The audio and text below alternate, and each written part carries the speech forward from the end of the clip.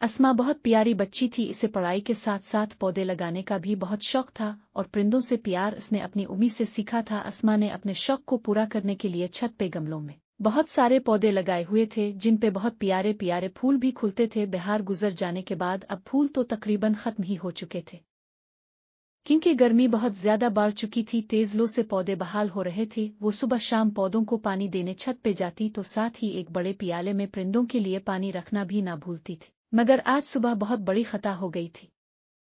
ہوا یوں کہ وہ رات دیر تک پڑتی رہی جس سے اس کی صبح سویرے آنکھ ہی نہ کھل پائی۔ جب وہ جاگی تو سکول سے تاخیر ہو جانے کے خوف سے وہ بہت جلدی تیار ہو کر سکول چلی گئی اور یوں وہ پرندوں اور پودوں کو پانی دینا بھول گئی۔ سکول میں جب اسما کو اپنی غلطی کا احساس ہوا تو وہ بہت پریشان ہوئی، مگر اب کیا ہو سکتا تھا؟ اسے رہ کر یہ احساس ہو رہا تھا کہ سارے پودے جاں بالب ہو رہے ہوں گے۔ سکول میں جب چھٹی کی گھنٹی بجی تو اسما کی جان میں جان آئی۔ آج اس نے اپنی سہیلیوں کا انتظار بھی نہ کیا بلکہ اکیلے ہی سکول سے نکل کھڑی ہوئی گھر پہنچتے ہی سکول بیگ رکھا اور بھاگتے ہوئے چھت پہ پہنچی تو دیکھ کر حیران ہو گئی کہ وہاں صرف پودے ہی نہیں بلکہ چند پرندے بھی پودوں کے قریب پڑے خالی برتن کے پاس ہانپ رہے تھے۔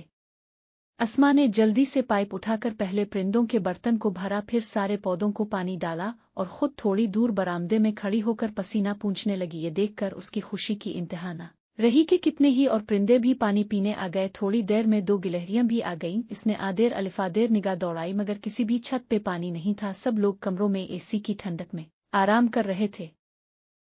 کسی کو چھت پہ پرندوں پودوں کا خیال نہ تھا جو اتنی دھوپ میں جاں بالب ہو رہے تھے۔ اسما کی آنکھوں میں آنسو آ گئے، وہ سوچنے لگی کہ اگر وہ ابھی بھی ان معصوموں کو پانی نہیں دیتی تو کیا ہوتا۔ رات جب وہ سونے کے لیے بستر پر لیٹی تو یہ سوچ کر اسما کی جان آئی، اطمینان ہوا کہ کوئی پرندہ بھی پیاس سے مرا نہیں، ورنہ آج اگر ایک پرندہ بھی پیاس سے مر جاتا تو وہ کبھی خود کو معاف نہ کر پاتی۔ پیارے بچوں، جاں بالب ہونا، مرنے کے قریب ہونا، جاں میں جان آنا، اطمینان ہونا، تسلی ہونا